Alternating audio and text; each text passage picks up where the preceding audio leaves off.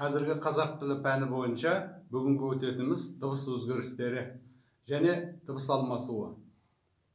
Тіл ғылымында дыбыстардың бір-бірімен қарым-қатынасы өте күрделі мәселе болып табылады. Ғасырлар бойы тіл дыбыстары адамның қарым-қатынас жасауына қызмет ете жүріп, осыған байланысты әртүрлі дыбыстық заңдылықтарды дүниеге әкелді. Сол тарихи дыбыс заңдылықтарының бірі бұл дыбыс алмасуы. Дыбыс алмасуы сөйлеу әрекетіндегі бір дыбыстың орнына екінші дыбыстың қолданылуы деуге болады. Осы дыбыс алмасуларының нәтижесінде дыбыс өзгерістері пайда болады. Ал бұл нақ деген сөз. Дыбыс алмасулары бір дыбыстың орнына екінші дыбыс алмасқан кезеңде оның өзіндік ерекшеліктер бар.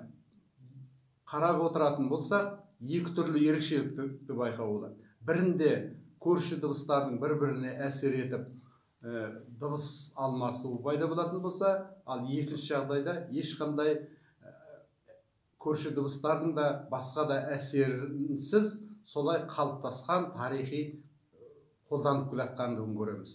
Дыбыс алмасуының мысал келтіретін болсақ, мысалы аман келді деген кезеңде аман және келді деген сөздердің жігіндегі ын, к дыбыстары айту барысында тоғыспалы ықпалмен ыңгы аман келді болады. Басшы, қосшы дегендерде екі шы болып қосшы болып айтылып жатады. Немесе кейбір сөздер бар, солай айтылып қалады. Мысалы, моржа деп айтамыз, мұржа деп айтамыз. Былай деп айтамыз, бұлай деп айтамыз. Қазір дейміз, қазір дейміз. Палуан, балуан дейміз. Бұл жағдайдың жаңағы көрші тұрған дыбыстардың әсерінен болатын болса, ал бұл екінші жағдайда ол тарихи солай әр жерде солай айтылып келе жатыр. Осыған байланысты дыбыс алмасуын сипатына қарай екі түрге бөлеміз. Біреуі фонетикалық немесе фонологиялық дыбыс алмасуы деп айтаймыз, ал екіншісін морфонологиялық, жалпы грамматикалық дыбыс алмасулары деп айтуға болады. Біріншісінде ерекшелігі бұны фонологиялық дыбыс алмасуы дейміз. Сол кезеңдерде дыбыс көрші тұрған дыбыстар алмасады бірінші, бір-біріне әсер етеді. Мысалы, басшы дегенде екі қатаң дыбыс келген кезеңдегі с дыбысы мен ш дыбысы мынау екеуде ш болып айтылады. Басшы деп. Немесе аман келді дегенде жаңа к дыбыстары. Жанбады дегенде жамбады болып өзгеріске түсіреді. Демек, бұл жердегі өзгерісті игерулі өзгеріс дейміз. Себебі көрші тұрған дыбыстар бір-біріне әсер етіп, өзіне ұқсатып, игеріп айтады. Бұны ғылым тілінде комбинаторлық өзгеріс деп айтады. Қазақша игерулі өзгеріс дейміз. Бұл өзгерістер көрші тұруға, яғни позицияға тәуелді болады. Қазақша айтқанда шектік өзгерістер деп атаймыз. Бұны екінші бір сөзбен айтсақ, сипаттамалы өзгеріс немесе синхронды өзгерістер деп айтуымызға болады. Осы дыбыстардың бір-біріне игерілуі бұл фонетика заңымен түсіндіріліп жатады. Ал екінші, көрші дыбыстар болмайды. Дыбыстың бір-біріне ешқандай әсері болмайды. Ол дәстүрлі түрде бұрыннан тарихи орын алған алмасулар. Мысалы, палуан, балуан деген кезде шоқым деп айтамыз, біреуінде шөкім, бір шөкім деп айтуымыз мүмкін болады. Моржа, мұржа, қазір, кәзір деп айтуымыз мүмкін. Бұлай, бұлай деп айтамыз, мұнда дейміз, бұнда дейміз. Бұл жағдайда ешқандай әсер етіп атқан жоқ. Ол тарихи қалыптасқан дыбыс алмасулары болып табылады. Бұны морфонологиялық дыбыс алмасу дейміз. Морфонологиялық дыбыс алмасу бұл тарихи қалыптасқан алмасу. Және ешқандай бұл жерде игеру заңдылықтар болмайды екен. Оны игерусіз, және олар өзі бірден тарихи қалыптасқан, оны спонтанды дейміз. Жаңағы игерулі өзгерістерді комбинаторлық дейтін болсақ, игерусіз өзгерістерді спонтанды өзгеріс дейміз екен. Бұлар позицияға тәуелді емес, яғни көрші тұруы, немесе алшақ тұруы барлығы бір. Мысалы, палуан, балуан дегенде ешқандай әсері жоқ, көрші тұрған дыбыстардың әсері жоқ. Бұны морфонологиялық дыбыс алмасу дейміз. Немесе тарихи дыбыс алмасу, диахроникалық өзгерістер деп атаймыз екен.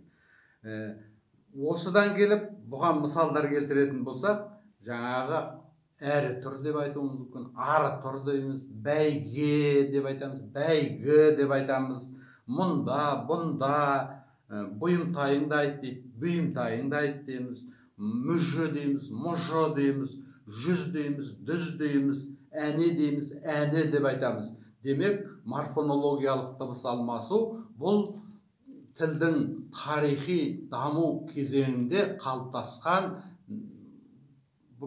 өзгерістер екенде, ал фонетикалық өзгерістер біз сөйлеп тұрған кезеңде, қазіргі кезеңде өзгерістер екен. Мысалы, басшы дегенде, айтқан кезде басшы қылып айтқызамыз екен. Ал палуан, балуан деген қазір сөйлеп тұрғанда емес, ол тарихи қалыптасқан екен. Осындай өзгерістердің екі түрі бар екен. Яғни игерулі өзгеріс, игерусіз өзгеріс. Игерулі өзгерістерді комбинаторлық өзгеріс дейміз ғылыми түрде, игерусіз өзгерістерді спонтанды өзгерістер деп атаймыз екен. Енді мынандай ескерту айтамын. Осы морфонологиялық алмасу мен фонологиялық алмасуды игерулі өзгерістермен игерусіз өзгерістерді кейбір кезеңдерде шатастырып жатамыз. Себебі морфонологиялық өзгерістер фонологиялық өзгеріс сияқты болады. Сондықтан да бірдей жағдайда екі түрлі құбылыс болатын болса, бұл морфонологиялық. Ал барлық жағдайда бірдей көрші дыбыстардың әсерінен өзгеріп жататын болса, оны фонологиялық өзгеріс дейміз. Мысалы, қазағы деп айтамыз да, қазақы киім дейміз. Мінекей, бұл жерде қазақ дегеннен кейін ы келіп тұрған кезде бір жерде ғы қазағы деп айтамыз да, бір жерде қазақы деген кезеңде дәл сондай жағдайда өзгермей тұрады. Сондықтан ғы мен қының ы дыбысынан кейін өзгеріске түсуін екеуінде морфонологиялық дейміз. Ал басшы, жанба, жамба деп айтылған кездердің басқа альтернативтері жоқ. Сондықтан олар фонологиялық өзгеріс бола қала береді. Мысалы, мұрны деген кезде, сабыны деген кезде сабны деп оны түсіріп айтпаймыз. Ал мұрны дегенде мұрны деп түсіріп айта береміз. Осындай ерекшеліктерді қарай отырып, бірдей жағдайда екі түрлі өзгеріс болатын болса, бұны морфонологиялық өзгеріс дейміз. Қорыта айтқан кезеңде тілде алмасудың екі түрі болады екен.